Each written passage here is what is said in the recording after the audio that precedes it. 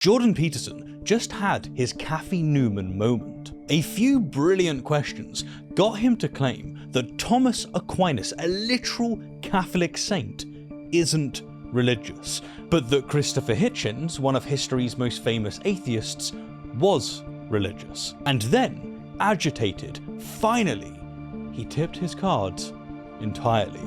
I don't care about common parlance. Why hello my fellow apes, I hope you're well. Welcome back to my analysis of Jordan Peterson's appearance on Jubilee Surrounded series. The response to episode 1 was incredible. You guys really seem to appreciate the detailed breakdown of the rhetorical tricks and logical fallacies. So, as promised, I'm continuing with the same approach. We're still on Peterson's first claim. Let's hear it again. Atheists reject God, but they don't understand what they're rejecting. In the last episode, we saw Peterson deploy the no true Scotsman fallacy against Cade, an ex-seminarian who clearly understands Christianity deeply. So no, his name isn't called Luke, like I said in the video. I genuinely don't know how I got his name wrong. My bad. I'm sorry, Simon. Today, we're going to witness something extraordinary. Two atheists, David and Greg, or Bob and Clive, completely dismantle Peterson's facade in ways I've rarely seen before. David will expose Peterson's hypocrisy with a single elegant question about a Polynesian deity. Then Greg will catch him in such blatant semantic manipulation that Peterson literally admits he doesn't care about common parlance, essentially confessing he's playing word games. How is it irrelevant? Because in common parlance, when we're talking about atheists, God, belief, not belief, I we're don't not care talking about common parlance. You see, this isn't just another debate analysis. This is the moment Jordan Peterson's rhetorical tricks became so transparent, so desperate, that even his usual tactics couldn't save him. Seriously, David and Greg's interactions with Peterson have not received enough attention. They expose Jordan in ways I haven't seen since his interaction with Matt Dillahunty. If you've ever wondered how Peterson's intellectual shell game actually works, or more importantly, how to defeat it, you need to see this. So, let's get to it. Our next atheist, David, comes in with a thoughtful philosophical question that perfectly illustrates the problem with Peterson's argument. Hey, how's it going? Nice to meet you. Nice to meet you, David. David, good to see you. Tell me everything that you know about the Polynesian deity Lono, L-O-N-O. I don't know anything about the Polynesian deity Lono. So you're rejecting something without knowledge of what you're rejecting. In just one succinct question, David has illuminated a fundamental problem with Peterson's position. So let's understand what David is trying to achieve here. Peterson's claim that atheists reject God but don't understand what they're rejecting paints atheists in an incredibly unflattering light. It entails that we atheists haven't actually thought long and hard about the concept of God as articulated by the vast majority of Christians. It means that we haven't wrestled with the theological arguments, studied religious texts, or grappled with the philosophical implications. Instead, Peterson's claim requires that we are rejecting something we literally don't comprehend, making us both arrogant for rejecting what we don't understand, and stupid for not understanding it in the first place. Now, this dismissive characterization of atheists as both grossly ignorant and arrogant is, unfortunately, an extremely popular theme among Christian apologists, and David is trying to understand if this is really what Peterson means. So he applies Peterson's logic to a different deity, Lono. Tell me everything that you know about the Polynesian deity Lono. A Polynesian god that Peterson admits he knows nothing about. I don't know anything about the Polynesian deity Lono. The question is elegant in its simplicity.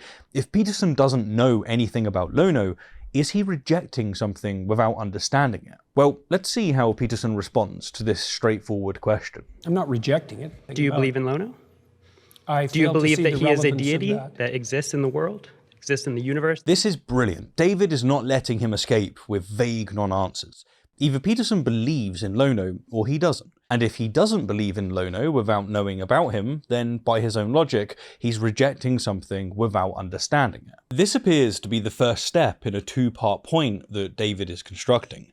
Step 1. Establish that Peterson, like everyone else, doesn't believe in gods he hasn't studied. In this case, Lono. Do you believe in Lono? Step 2 would presumably be to point out that, unlike Peterson with Lono, Many atheists have extensively studied Christianity and reject it not out of ignorance, but because they've examined it thoroughly and found it unconvincing. The contrast would be devastating. Peterson rejects Lono without knowledge, while atheists reject Christianity with extensive knowledge. But Peterson never lets David get to the second point, because he refuses to even answer the first question. I'll answer that question once you answer my question, which is, do I reject everything that I'm ignorant of? Because that's your presupposition that undergirds your argument. This is a textbook example of deflection combined with a straw man, the same 1-2 punch Peterson used with Cade in our last episode. As a quick reminder, deflection is when someone changes the subject instead of addressing the concern. A straw man is when you misrepresent someone's argument to make it easier to attack. You create a weaker version of their position, knock it down, and pretend you've defeated their actual argument. Here's how Peterson deploys both simultaneously. David asked a simple clarifying question about one specific deity, Lono. Do you believe in Lono? Do you believe that he is a deity that exists in the world, exists in the universe? Instead of answering, Peterson deflected by demanding that David answer a completely different question first. I'll answer that question once you answer my question, which is, do I reject everything that I'm ignorant of? But the question Peterson demands David answer, do I reject everything that I'm ignorant of, is a straw man. You see, David never said that Peterson rejects everything he's ignorant of. He's not, in fact, making a claim at all. Rather, he's seeking clarity. He's asked about one specific deity to understand the implications of Peterson's claim. Put another way, David is seeking to understand what Peterson's assertion actually means. Remember, this entire conversation is predicated on Peterson's claim that atheists reject God but don't understand what they're rejecting. David is clearly trying to understand this claim by asking Peterson to apply it to his rejection of Lono, but Peterson won't engage with this reasonable request for clarification. My question is quite simple. Yeah, but that doesn't mean it's formulated accurately. Now, that's rich, right? Peterson claims that David's question isn't formulated accurately, but David is literally trying to figure out what Peterson's claim is because it's vague, and thus might not be formulated accurately. Is Peterson's assertion about atheists substantive, that we genuinely don't understand Christianity? Or is he playing semantic games, redefining understanding and rejection in ways that make his claim trivially true but meaningless? Well, David can't get clarity because Peterson won't even answer a simple yes-no question about one God. But watch David refuse to be derailed. Do you believe that Lono exists? Yes or no? I'm not going to answer that question for the reasons I just described. The reason being the straw man he invented, and this comes off as intellectual cowardice parading as philosophical precision. We can put it this way. Peterson's refusal to answer reveals one of two things, neither particularly flattering. Either he knows that answering this simple yes-no question will expose his entire position as trivial and meaningless, or, more charitably, he is fundamentally misunderstanding the dialogue, and especially why David is approaching the claim as he is, which isn't great for a psychologist. David isn't setting some elaborate trap. He's not trying to score debate points with a gotcha moment. He's simply trying to understand what Peterson's claim actually means by exploring its application to other deities. But Peterson treats every clarifying question as if it's an assassination attempt. I'm not going to answer that question. So much so, he then goes explicitly on the offensive. You already insisted that if I reject something, that if I'm ignorant of something, I reject it. Do you think that everyone in the world has to know everything simultaneously for that to be valid and true? Again, David didn't insist that Jordan reject everything he's ignorant of, did he? He was seeking clarity of Peterson's audacious claim.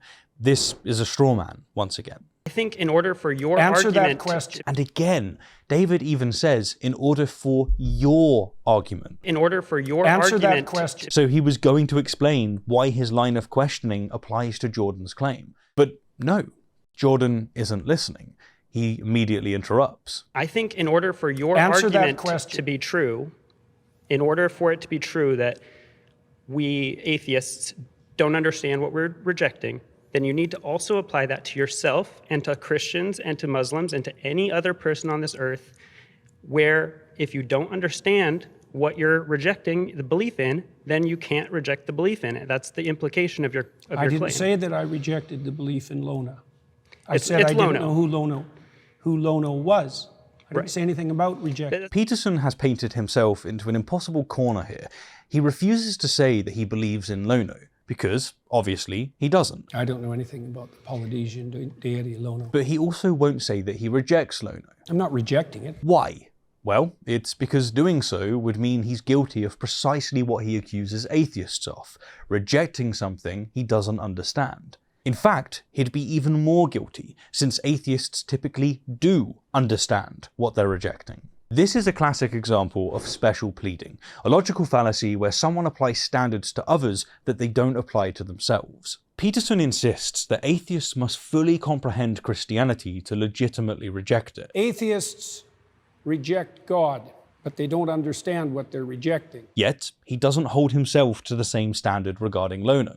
Why is Peterson's ignorance of Lono permissible, yet an atheist's supposed ignorance of Christianity is unacceptable? The reason is clear. Peterson needs an escape route, and to create one, he's implicitly invented a third category, one where he neither believes in nor explicitly rejects Lono. Here, we see equivocation at work.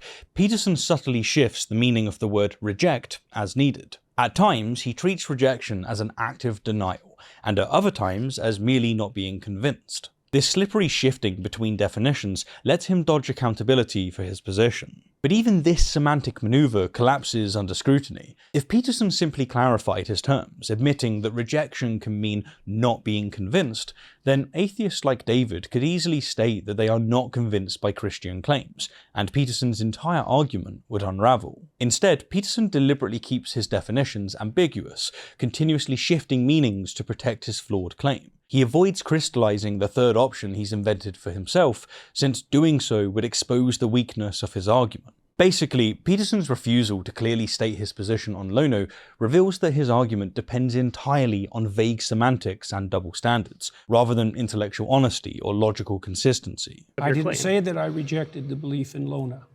I It's said I didn't Lono. know who Lono was. I didn't Right. say anything about rejecting. That's because I've asked you several times and you haven't, but let me get to my even greater point. You're saying atheists don't understand what religion is or what God is in order to be able to reject it fully or completely. In this moment, David is trying to salvage something productive from Peterson's obstructionism. Having watched Peterson dodge and deflect, David is essentially saying, fine, let me spell out why I have been asking about Lono in the first place. Let me get to my even greater point. He reveals that the entire Lono exercise was designed to expose a critical asymmetry. Peterson knows absolutely nothing about Lono, while most atheists who reject Christianity have spent considerable time studying it. Many, like Cade from the previous episode, have devoted years to understanding Christian theology, philosophy, and scripture. This is the conversation that David has been trying to have all along. He's exploring whether Peterson genuinely believes atheists are ignorant about Christianity, as Peterson is ignorant of Lono. Because if that's Peterson's position, well, it's demonstrably false, and David is about to prove it. Just today, a story stood out with a striking 2:17 ratio of right versus left reporting. Trump administration weighs baby bonus and pro-marriage policies to boost birth rate. Clicking through, I immediately saw how differently each side frames the issue. Left-leaning outlets such as El País frame it with reference to Elon Musk and Donald Trump, emphasizing Musk's pronatalism. Meanwhile, right-leaning sources such as the Free Press emphasize that figures like Donald Trump and J.D. Vance are helping frame the promotion of childbirth as a conservative cause. I can see stories like these and others every morning when I open my Ground News app. One of the features I value the most is their blind spot section, which highlights stories disproportionately covered by one side or the other, like this one. You can follow along at ground.news/rationality or scan the QR code. Scrolling down, Ground News clarifies the picture by distinguishing highly factual sources from those with mixed reliability, showing precisely how each outlet spins the narrative. Observing these different angles unfold in real time is truly fascinating. In today's media landscape, where everyone is vying for your attention by spinning stories to fit their own narratives, I simply want the facts, and that is precisely what Ground News delivers. You can get 40% off their Vantage plan by using my link at ground.news/rationality. Not only will you gain balanced and reliable news coverage, but you'll also be directly supporting the channel. directly supporting us. For anyone who appreciates accurate and unbiased news, quickly delivered, I am confident that you'll find Ground News as indispensable as I do. Thanks. We have someone over here who studied it in their own way. I've studied religion. I have a degree in religious studies, specialty in Christianity and Mediterranean traditions. And further than that, beyond me, Pew Research studies suggest that atheists and agnostics actually know more about religion and about religious stories, the foundational principles, than believers. This is true, and it's a very inconvenient fact for the religious. The statistical research shows that atheists, on average, know more about religion than believers. David himself is an example. He has a degree in religious studies with a focus on Christianity. He's not rejecting something he doesn't understand, he's rejecting something he very much understands, a proposition he's studied extensively. I've studied religion. I have a degree in religious studies. Hence, Peterson's entire premise is empirically false. The data shows the exact opposite of what he claims. So, how does Peterson respond to this inconvenient fact? That's because they're more religious than they think they are. Oh boy. Let's hear that again. That's because they're more religious than they think they are. You heard that right. Peterson is now claiming that atheists knowing more about religion than religious people proves that atheists are secretly religious. This is moving the goalposts at its finest. First, the criterion was that atheists need to understand what they're rejecting. Atheists reject God, but they don't understand what they're rejecting. But when David demonstrates that atheists do understand, even better than believers, Atheists and agnostics actually know more about religion and about religious stories, the foundational principles, than believers. suddenly the criterion shifts. Now, understanding makes you secretly religious. That's because they're more religious than they think they are. The standard for being a legitimate atheist keeps changing every time someone meets Peterson's previous requirements. In a nutshell, if atheists don't know about religion, they don't understand what they're rejecting. They don't understand what they're rejecting. If they do know about religion, then they're secretly religious. That's because they're more religious than they think they are. Heads he wins, tails you lose. What's that? You don't know about the Council of Nicaea? How ignorant. You're not really an atheist. You don't know what you're rejecting. Oh, and you do know about the Nicaea Creed. Well, that's because you're secretly not an atheist. Honestly, we've got to call this what it is. Nonsense. This is a rhetorical trick that wouldn't be tolerated for 5 minutes in any serious philosophical discussion. Just apply this to any other context. If you don't understand how Mars in retrograde affects your personality and life choices, you can't reject astrology. But if you do understand planetary movements and their supposed effects on human behaviour, well, that just proves that you're secretly an astrologer at heart. Or try it with the flat Earth. If you don't understand our models of how light refraction creates the illusion of curvature, you can't reject flat Earth. But if you've studied our arguments extensively, well, you're more of a flat earther than you might realise. I mean, why else would you care so much about the flat Earth? This is absurd. It's transparent nonsense. It's intellectual cowardice masquerading as profundity. And yet, somehow, when Jordan does this with Christianity, people cheer him along like he's saying something deep.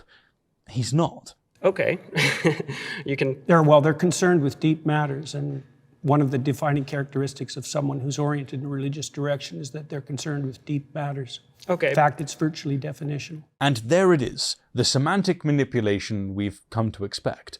Peterson redefines religious to mean concerned with deep matters. One of the defining characteristics of someone who's oriented in a religious direction is that they're concerned with deep matters. Okay. In fact, it's virtually definitional. By this logic, philosophers, scientists, historians, ethicists, hell, anyone who thinks seriously about anything is religious. The word becomes meaningless. It's like defining athlete to mean anyone who moves their body. Congratulations, now everyone who walks to the kitchen to get a sandwich is an athlete. Checkmate, well played. It's virtually definitional. Now, David quickly points out the obvious problem with this absurd redefinition. Right, but they also have to identify with a religious tradition and accept the foundational stories that go along with that. Here, he's making a vital point. Being religious isn't just about thinking deeply. It requires actually believing in and accepting specific religious claims. You know, like believing Jesus rose from the dead, or that Muhammad received divine revelation, or that Krishna is an avatar of Vishnu. These aren't just deep thoughts, they're specific truth claims, clear propositions about reality that religious people accept and atheists don't. But watch Peterson's response. Foundational stories that go along Well, with that would mean more that they're sectarian than that they're religious. And most people, for example, in the United States, deny that they're religious but accept that they're spiritual. This has become utterly ridiculous. So now, according to Peterson, actually believing in religious doctrines makes you sectarian rather than religious. That would mean more that they're sectarian than that they're religious. Let's digest what he's claiming here. If you're a Christian who believes Jesus is Lord and Saviour, you're not so much religious, but sectarian. But if you're an atheist who thinks about philosophy, congratulations, you're basically the Pope. That's because they're more religious than they think they are. This isn't philosophy, this isn't psychology, this is word salad. Peterson has redefined religious so absurdly that it includes atheists who study religion, but it renders the most devout that we know as merely sectarian. It's like defining vegetarian to include people who eat meat but think deeply about vegetables, while excluding people who actually don't eat meat because that would be dietary sectarianism. Let's pause there. You've been voted out by the majority. And before David can press this absurdity further, he's voted out. And damn, did he do a good job or what? Well done, my dude. Okay, so notice the timing here. David has just 1. Demonstrated that Peterson won't apply his own standard to himself. I'm not rejecting it. 2. Cited empirical research proving that, on average, atheists know more about religion than believers. And 3. Exposed Peterson's semantic games for what they are. And right when Peterson's position is in its most indefensible, when his word games have reached peak absurdity, David gets voted out. Pause there. You've been voted out by the majority. To me, at least, it's clear that David came in with a simple philosophical question designed to clarify Peterson's position. But Peterson refused to answer, deployed multiple fallacies, and ultimately retreated into semantic games so ridiculous that believing in God doesn't make you religious, but studying religion as an atheist does. This isn't intellectual discourse, it just isn't.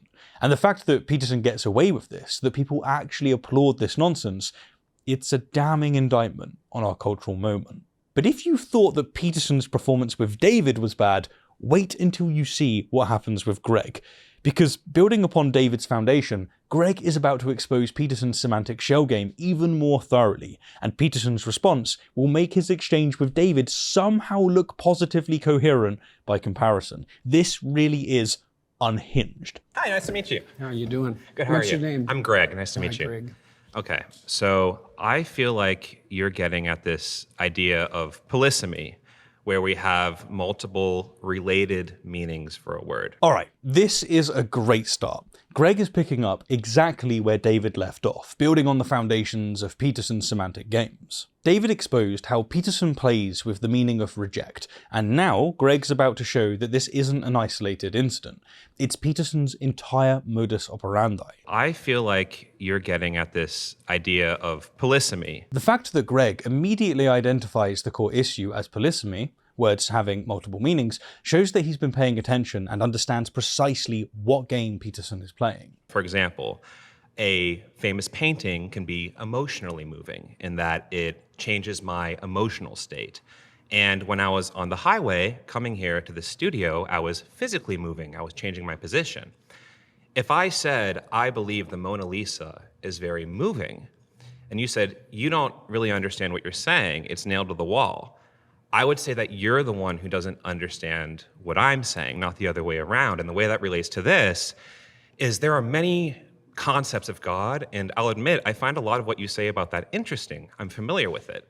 The idea of this kind of Jungian hierarchical thing, or as a metaphor, or a symbol, or the kind of, atheist, materialist, literalist idea of a agentic, omnipotent, omniscient being that intervenes in reality, right? So when I'm saying that I reject the concept of God, I'm aware of these other definitions of God, but I think that when we use words, we tend to only imply one meaning at a time. So the same way that I would say the Mona Lisa is moving emotionally, but I would not say it's moving physically. I would say I reject the concept of God in this very literal way, But What literal way? the way that God is this omniscient, omnipotent, agentic, supernatural being that sent his son down and has, caused miracles and all these things like that. Let's appreciate what Greg has done here. He's not only identified Peterson's semantic shell game, but he's demonstrated that he understands multiple conceptions of God, Jungian archetypes, metaphorical interpretations, symbolic representations, and he's being crystal clear about which specific conception he's rejecting. He's even generous enough to acknowledge that Peterson's alternative definitions are interesting. Now, this completely demolishes Peterson's claim. How can Greg not understand what he's rejecting when he's just demonstrated familiarity with multiple theological and philosophical conceptions of God? He understands them all. He just rejects the specific one that billions of Christians actually believe in. And Peterson's response?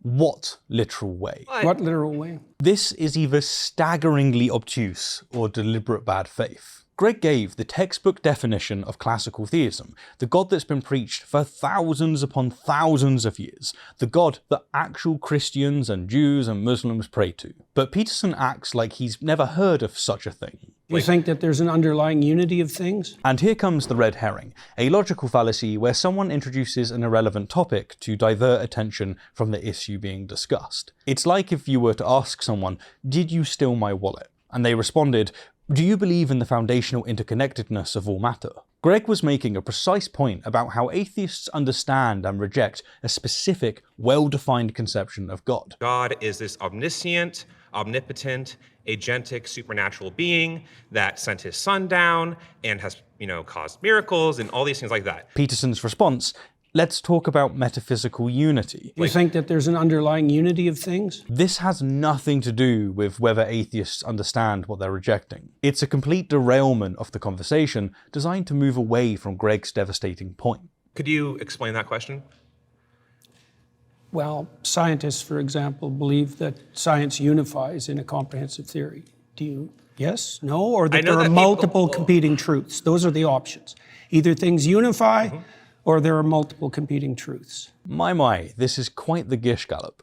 For those unfamiliar, the Gish Gallop occurs when someone overwhelms their opponent with a rapid-fire series of arguments, questions, or claims, too many to address within the available time. The goal isn't to make good arguments, but to create the appearance of winning by sheer volume. It's quantity over quality, designed to exhaust and confuse rather than illuminate. And that, in my opinion, is exactly what Peterson does here, and in many debates. In the span of seconds, he asks about metaphysical unity. You think that there's an underlying unity of things? Then immediately shifts to whether science unifies in a comprehensive theory. Scientists, for example, believe that science unifies in a comprehensive theory. Then jumps to a question about multiple competing truths. Yes? No? Or that there are multiple competing truths? Which is epistemological rather than scientific. And finally, insists that it's a binary choice. There's only two options. Those are the options. Either things unify, or there are multiple competing truths. This is intellectual whiplash. Each question would require careful philosophical unpacking, but Peterson fires them off rapid fire, creating confusion rather than clarity. And notice, none of this has anything to do with Greg's point about atheists understanding what they reject. I know that, for example, like in physics, people are looking for like a theory of everything. And why do you think they're doing that? Yet another red herring. We've now moved from whether atheists understand what they reject, but they don't understand what they're rejecting, to the definition of God, what literal way? To metaphysical unity, You think that there's an underlying unity of things? To scientific unification, science unifies in a comprehensive theory, to the motivations of physicists. And why do you think they're doing that? Each step takes us further away from Greg's original point. This isn't a conversation. It seems to me to be a deliberate strategy to avoid engagement. It's interesting, it's helpful. But they also believe that there's an underlying unity to things. In a sense, yeah, like the material world and time and space are probably governed by universal laws and principles. Partly that, yes, yes, but that the same thing might extend to a broader domain that would include imagination and value. Could you help me connect that to the prompt? Greg, bless him, is being very polite here. What he's really saying is, Jordan, what the hell does any of this have to do with my point about polysemy and atheists understanding what they reject? He's trying to drag the conversation back to something resembling coherence. I'm trying to define God, the God that I don't think atheists do a very good job of defining. Right. So, Jordan is trying to define God now. I'm trying to define God. But don't you think it probably would have been prudent for him to do that before claiming that atheists reject God? Or is that just me? Does that seem to be a prerequisite? But here's the thing. Greg already gave a perfect definition of the God he rejects, the classical theistic God, the one virtually every Christian in history and today believes in. God is this omniscient, omnipotent, agentic, supernatural being that sent his son down and has, caused miracles and all these things like that. But you know what? Let's play Peterson's game for a moment. If his definition of God is something like the principle of unified truth or the underlying unity of things, then his claim becomes this. Atheists reject the principle of unified truth, but they don't understand what they're rejecting. That's not profound. That's barely coherent. Most atheists would simply say, well, under that definition, I'm not an atheist. I believe there might be a unified theory of physics. I just don't believe in a supernatural deity who judges souls and performs miracles. So I guess you got me here, man. Such a giga-brained 4D chess move. Genius. You see, Peterson's entire argumentative strategy relies on using the word God in a way that nobody else uses it, then acting surprised, outraged even, when people reject the standard definition rather than his idiosyncratic one. Again, it's like defining vegetarian as someone who thinks deeply about vegetables, and then claiming that meat eaters don't understand what they're rejecting. Here's another question for you. What do you think guides you in your determination of whether or not what you're saying to me is true? Oh, for crying out loud.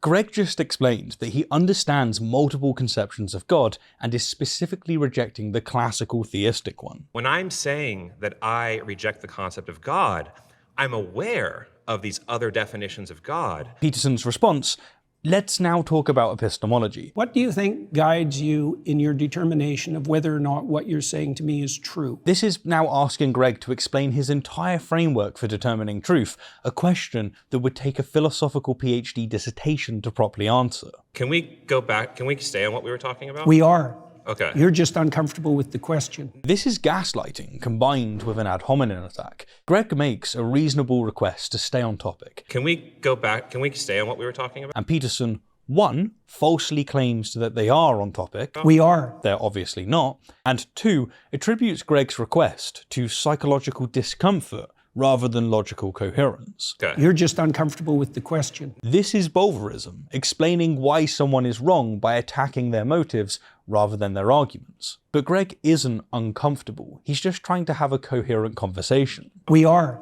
Okay. You're just uncomfortable with the question. No, I feel like you're just kind of throwing different spaghetti at the wall. Thank you, Greg. Finally, someone calls it what it is. Peterson isn't building a coherent argument. He's creating a philosophical fog to obscure the fact that he can't defend his original claim. You're just kind of throwing different spaghetti at the wall. I'm not. Okay. I asked All right. you a very specific question.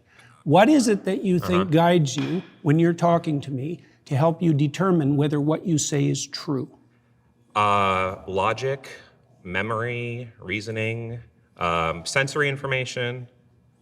How do you distinguish that from being governed by something that's false? All right, let's pause and appreciate the absurdity of the situation. Greg came in to make a point about polysemy and how atheists understand what they're rejecting. He's now being interrogated about the nature of truth, his entire epistemological framework, how he distinguishes truth from falsity, the foundations of logic and reason. This is ridiculous. An interesting question. How do you know the difference when you speak between what's true and what's false? So you could I imagine infer, right? I can infer. I can. from what principles? So, and what are you getting at? Translation, Jordan, can you please just make your point instead of this endless Socratic masturbation? I'm getting at the fact that your conscience guides you. Is that Okay. reasonable? Finally, after this exhausting philosophical colonoscopy, Peterson revealed his point. Conscience guides us. But here's a question.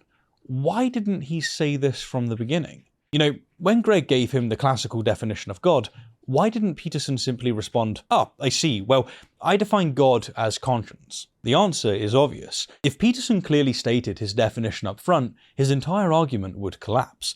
Everyone would immediately see that he's playing semantic games. His claim would reduce to, atheists reject conscience, but they don't understand what they're rejecting. which is obviously false. Atheists don't reject conscience, they just don't call it God. And neither do the vast majority of theists. Conscience is defined by Conscience. my empathy and my reason are my foundational. Define it any way you want. Okay, so that's how I'm defining my conscience. Is my conscience is my sense of Right and wrong. wrong. Yeah, exactly. Yes. Yeah, Where yeah. does that come from? And down the rabbit hole we go again.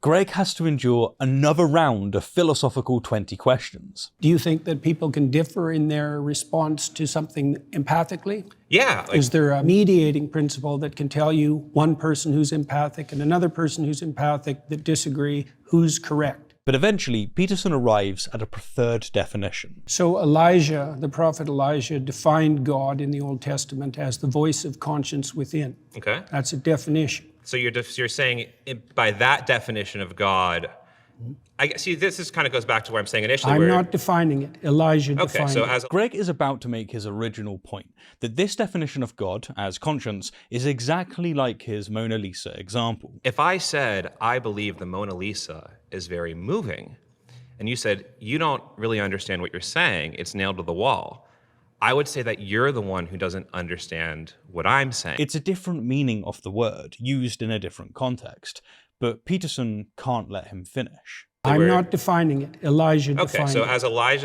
Elijah defines It's God. defined that way in Jonah, too. Okay, so as Cardinal Newman also got defined it that as, way. as I'm sure you know many people who've defined it that way, and it's impressive. You're a very knowledgeable person. I'm not trying to be impressive. I'm okay. just pointing out to you Got how it. God is defined in the Old Okay. Testament. This is a gish gallop of biblical proportions, pun intended. Peterson is throwing out names and references faster than anyone could possibly fact check or respond to, and in doing so, he creates the impression of scholarly authority while actually misrepresenting these sources. Let me do what Greg couldn't do in real time. Actually examine these claims. Regarding Elijah, Peterson claims Elijah defined God as the voice of conscience within. So Elijah, the prophet Elijah, defined God in the Old Testament as the voice of conscience within. This is a huge distortion. In 1 Kings 19, Elijah experiences God as a still small voice, but this describes only one encounter with God, not Elijah's complete definition of God. To the contrary of Peterson's claim, throughout his ministry, Elijah clearly understands God as a cosmic deity who controls weather and can bring drought or rain, as we see in 1 Kings 17 and 18. You know, literally the previous chapter from which Peterson draws his preferred definition. Adding to this, Elijah knows God as a miracle worker who raises the dead and provides supernatural sustenance. He experiences God as one who intervenes dramatically in history. Remember the fire from heaven on Mount Carmel. He sees God as a sovereign who appoints and removes kings, as a deity who has a covenant relationship with Israel. To reduce Elijah's understanding of God to merely conscience is either staggeringly biblical illiteracy or deliberate misrepresentation. It's defined that way in Jonah, too. Okay. Regarding Jonah, the book of Jonah explicitly describes God as the God of heaven who made the sea and the dry land. This is in Jonah 1:9. This is a cosmic creator deity, not just an inner voice. Throughout the story, God controls nature, sending storms, calming them, directing sea creatures. God demonstrates universal moral authority over all nations, not just Israel. This is a deity who exists independently of human conscience. In fact, Jonah's entire problem is that his conscience conflicts with God's will. He wants Nineveh destroyed. God chooses mercy. If God were merely Jonah's conscience, this conflict couldn't exist. So again, Peterson is either ignorant of basic biblical theology, or he's counting on his audience being taken off guard. Either way, it's not good. All right, so that is interesting, but it's not relevant to the context with which I am using the term God. It's directly relevant. Atheists reject God, but they don't but understand you- what they're rejecting. you're You being- accept conscience as a guide, and conscience is one of the defining characteristics of God in the Old Testament. I think you're being intellectually disingenuous. Well done, Greg. I owe you a pint. Greg just called out the Emperor's nakedness. Peterson's entire argument is to redefine God to mean something nobody else means by it, The voice of conscience within. then show that atheists accept this thing, in this case conscience, Atheists reject God, but they don't Right, but understand what they're rejecting. you're You being- accept conscience as a guide, and and finally claim that atheists therefore don't understand what they're rejecting. atheists reject God, but they don't understand what they're rejecting. It's sophistry of the highest order. In what way? Because again, I asked you if you okay, believe that you conscience guided just you. And notice the defensive interruption. Peterson knows he's been caught. His response is to shout over Greg rather than let him explain the dishonesty. I asked you if you okay, believe that conscience guided you. You just asked me a question and then you stopped me from answering it. In this setting, you understand the way I am using the term God and belief. Not and in then the you're- least. I don't understand how you're using it in the least. That's why I'm trying to define it. Okay, I'm going to say something maybe a little controversial, but this is simply a lie. It has to be a lie. There is no way that Jordan Peterson is this obtuse. Greg gave an extremely clear definition. Omniscient, omnipotent, agentic supernatural being that sent his son down and causes miracles. Peterson claiming he doesn't understand this in the least Not then in the you're- least. I don't understand how you're using it in the least. is like claiming you don't understand what someone means by automobile after they've described a four-wheeled motor vehicle used for transportation. It's bad faith at its most transparent. My definition of God as conscience is a lot more precise and oriented than your definition of the God that you hypothetically But disbelieve it's- in. Hypothetically disbelieve. You hypothetically But disbelieve it's- in. And how exactly is God equaling conscience more precise than Greg's specific list of attributes? This is gaslighting, making someone question their own clear communication by pretending it's unclear. It's irrelevant to the fault lines of this debate. How is it irrelevant? Because in common parlance, when we're talking about atheists, God, belief, not belief, I we're don't not care talking about common parlance. I'm trying to get to something fundamental. And there it is. The mask has come completely off. Peterson admits that he doesn't care how words are actually used. He doesn't care what Christians mean by God or what atheists mean when they say they reject it. belief. I We're don't not care talking about common parlance. He's going to use his own private definitions and then act surprised when someone doesn't follow along. This is like saying, I don't care about common parlance. To me, addict means anyone who needs something regularly. Therefore, everyone who needs water is an addict. It's not profound. It's not getting to something fundamental. I'm trying to get to something fundamental. It's just playing word games to create fake controversies. I think your point is irrelevant to the way that people tend Which to use point? these words. I made a I specific characterize point it, that God right. was associated with conscience. I just feel like you kind of retreat into this semantic fog. Perfect. Greg has identified exactly what's happening. Peterson creates a semantic fog, a cloud of redefinitions, tangents, and philosophical name-dropping to obscure the fact that his original claim is indefensible. I'm not retreating at all. I'm advancing, sir. You are retreating. I'm not retreating, you're retreating. This is playground-level rhetoric. I'm rubber, you're glue. Peterson has been reduced to simply reversing accusations because he has no substantive response. It was very nice to meet you. I nice to appreciate meet the you too. conversation. Yeah. It's very brave of you to do this. And again with the condescension. How brave of you to challenge me and lose. Except Greg didn't lose. He exposed Peterson's entire argumentative strategy as semantic smoke and mirrors.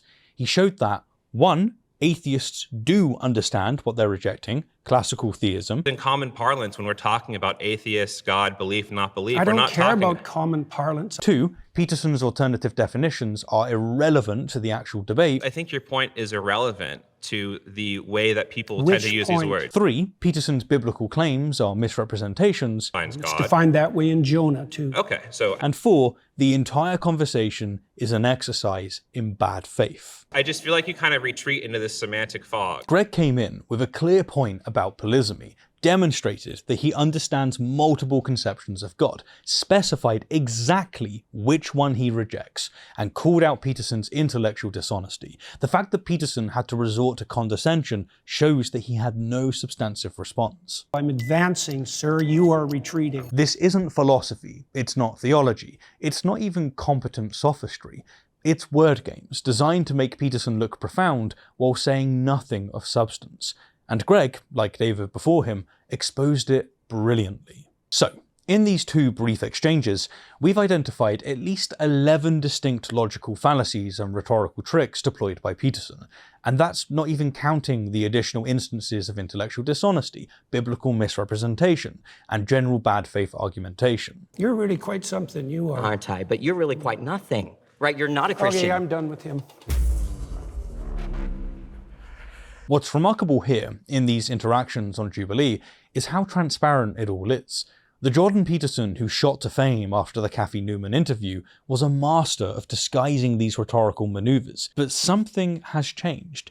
In this Jubilee appearance, Peterson's tricks are painfully obvious. When David asked about Lono, we saw Peterson squirming to avoid the question. When Greg defined God clearly and precisely, we watched Peterson pretend not to understand in the least. I don't understand how you're using it in the least. The semantic fog that once seemed mysterious now looks like what it's always been, a desperate attempt to avoid admitting his original claim is indefensible. This is Peterson's Cathy Newman moment.